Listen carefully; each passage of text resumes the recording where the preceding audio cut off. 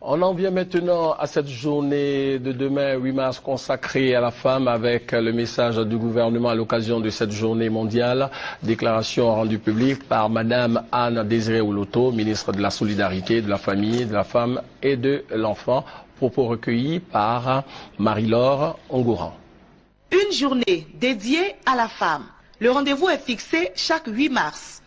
Pour l'édition 2013, la communauté internationale a choisi de se pencher sur le phénomène des violences envers les femmes et les fillettes. Comment passer des promesses à l'action pour éliminer, prévenir toutes les formes de violence à l'égard des femmes?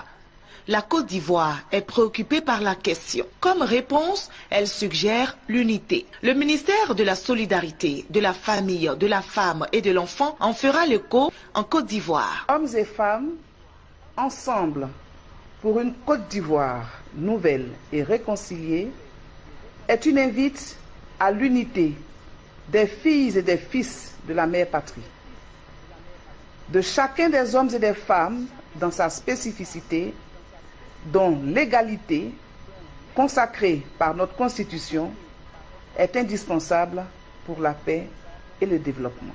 Autrement, comment pourrions-nous devenir ce pays émergent à l'horizon 2020? C'est dans l'action conjuguée des hommes et des femmes, en prônant les valeurs d'amour, de tolérance, de respect mutuel, de solidarité, de paix et de travail. Et la ministre de la Famille ajoute: la situation de la femme en Côte d'Ivoire évolue. Des réformes majeures sont en cours.